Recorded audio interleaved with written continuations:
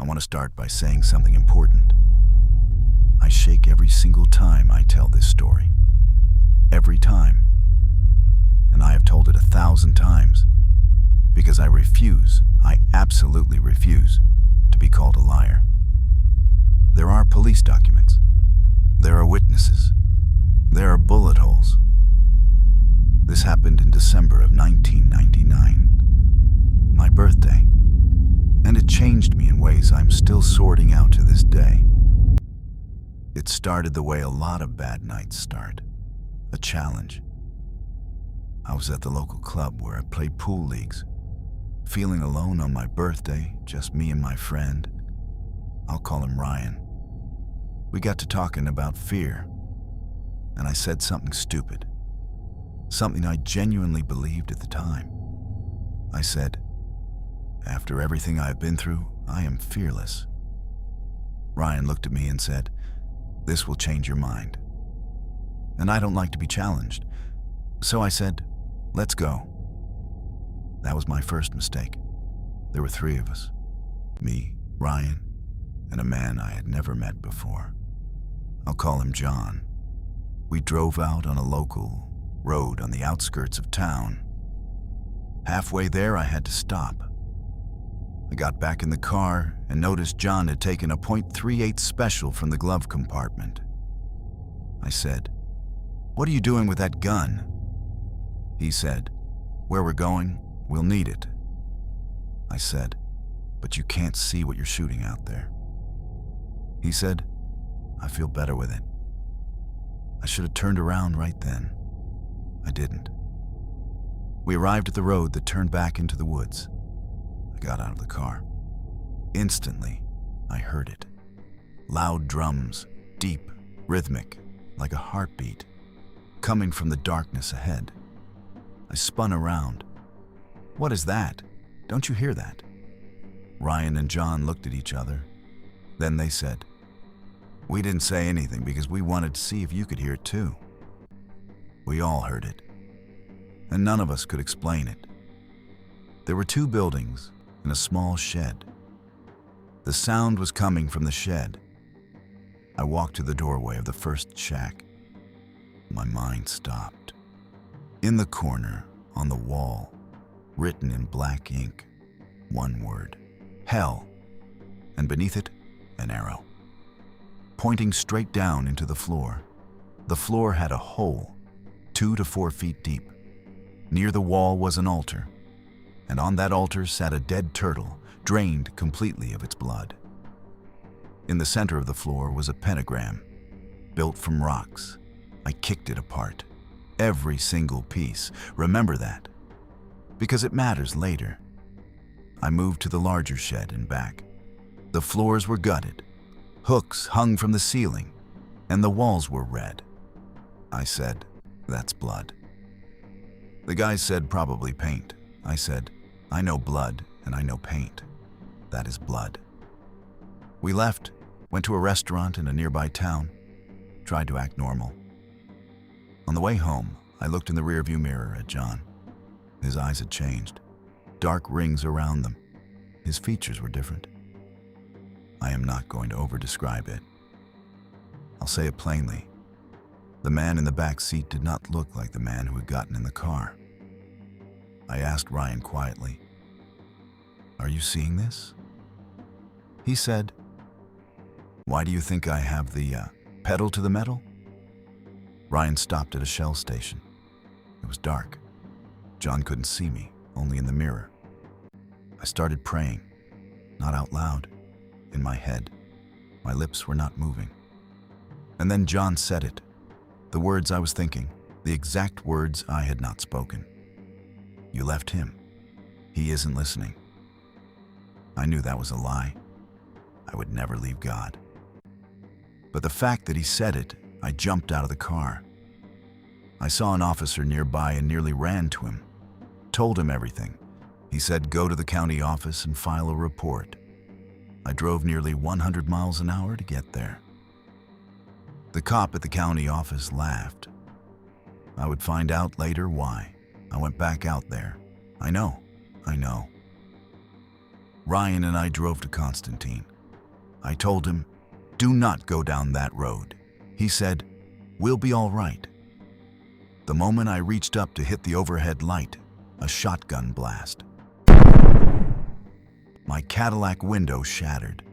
If that glass had been any weaker, I would not be here telling you this. We stopped the first cop we found. Showed him the bullet holes.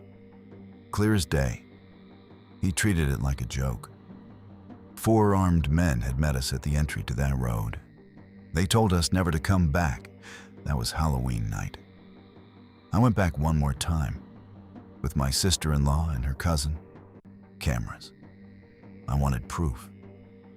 The county officer was already out there, standing in the oat field, eyes fixed on something in the distance, dazed, like a trance.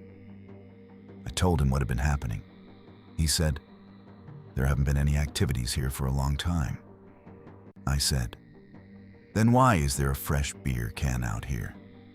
And why is the pentagram I kicked into pieces back together?" He looked at me and said almost brutally, "You better get your Awar out of here." That's when I knew. The police were involved. That night, black smoke poured out of the trunk. The radio came on by itself. 3 mechanics, no mechanical issues found. At 4 in the morning, I called my sister-in-law. "Move over. You're having a sleepover." I didn't sleep alone for a long time before we even reached the woods. They got before we even reached the woods. They got out. A minute later, they came running back. Pigs squealing, rolling out of the darkness toward us. We left like our lives depended on it. I'm telling you this because I need you to hear it. Curiosity can kill. Don't let your ego walk you somewhere your spirit is screaming to avoid. I made that mistake. On my birthday, in 1999. And I still shake when I tell this story. I'm shaking right now. I have lived in rural Tennessee my whole life. I know these back roads the way most people know their own kitchen. Every turn, every dip, every stretch of tree line that goes on just a little too long. So when my truck broke down on Route 9 about 11 miles outside of Harlow, I wasn't worried. I was annoyed. It was late August, hot, humid. My cell had half a bar and couldn't hold a call long enough to get through to anyone. I knew there was a farmhouse about 2 miles down a side road called the Hollow Road. Old man Cressy used to live out there. I figured I'd walk it, knock on the door, ask to use a landline. I'd walked the Hollow Road a dozen times growing up. I wish I had stayed with my truck. It was around 8 in the evening when I started walking. Still light enough to see clearly. Warm enough that the tree frogs were going loud on both sides of the road.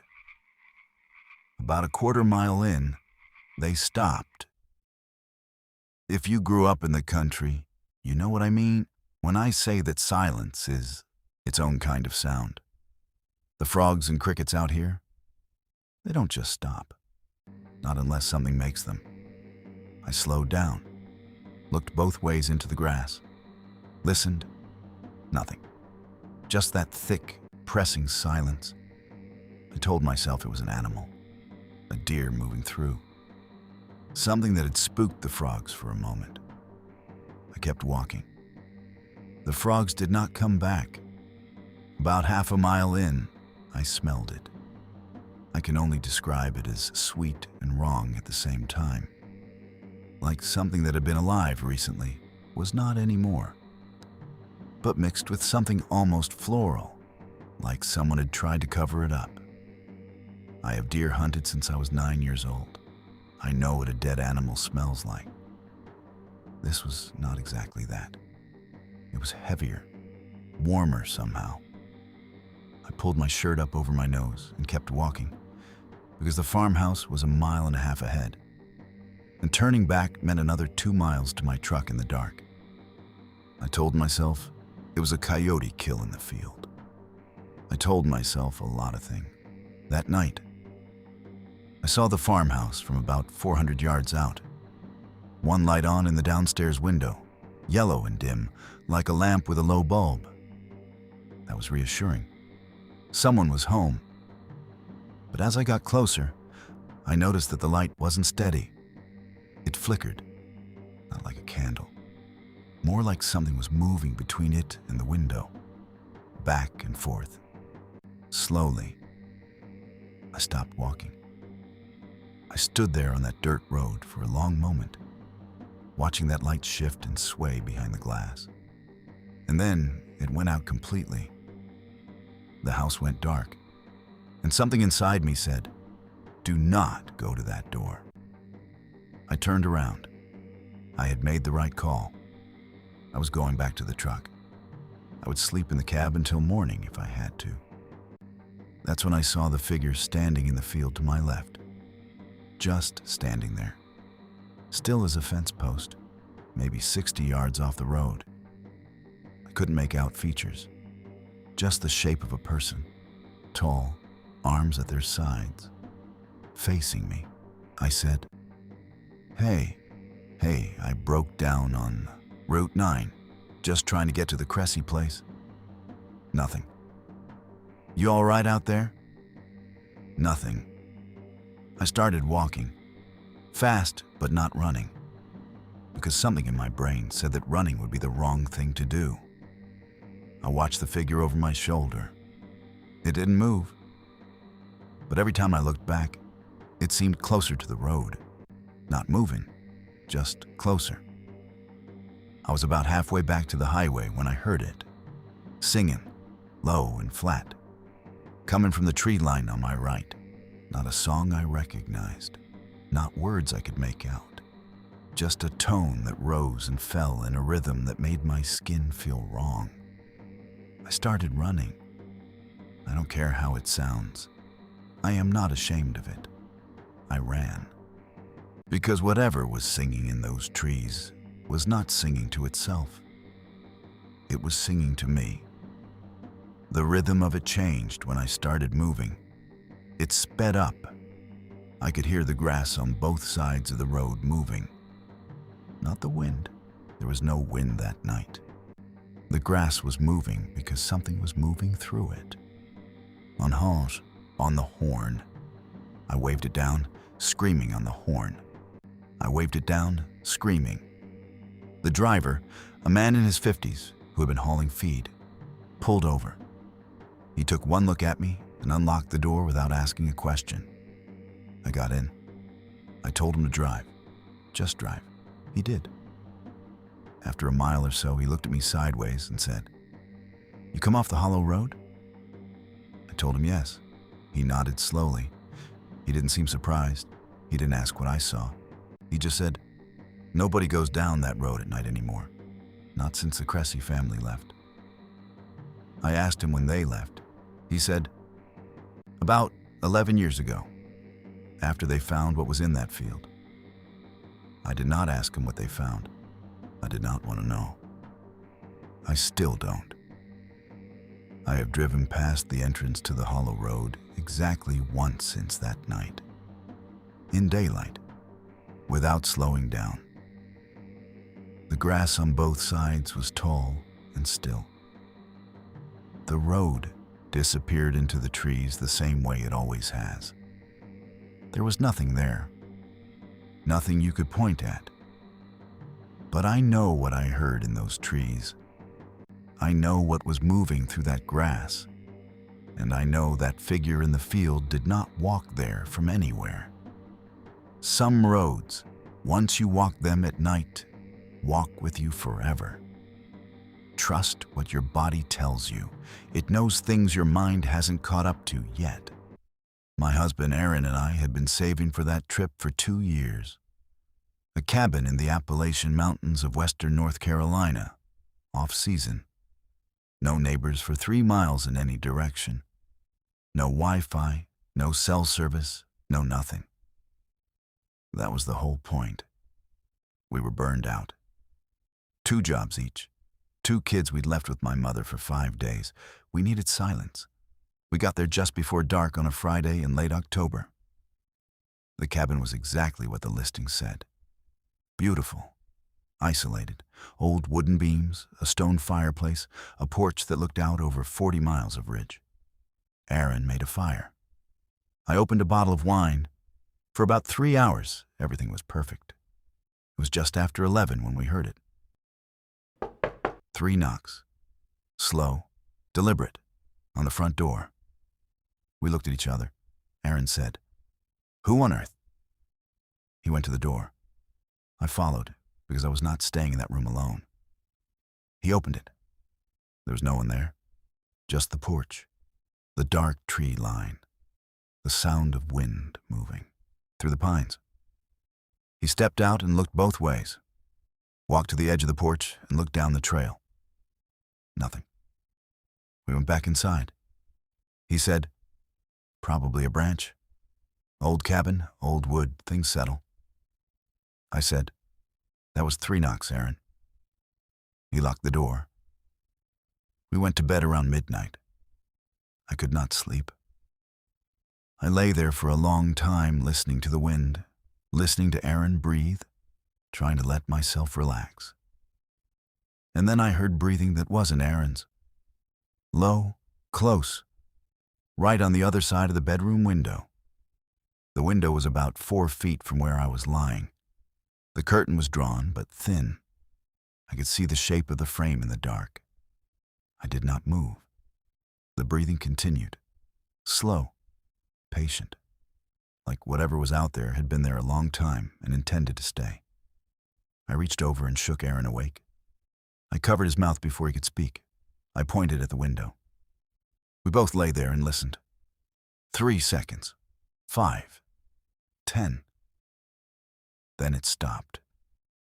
Aaron got up. He pulled the curtain back. The window was fogged. On the outside, something had been breathing against that glass. We didn't sleep again that night. When daylight came, we went outside and walked the perimeter of the cabin. The ground beneath our bedroom window was soft from recent rain.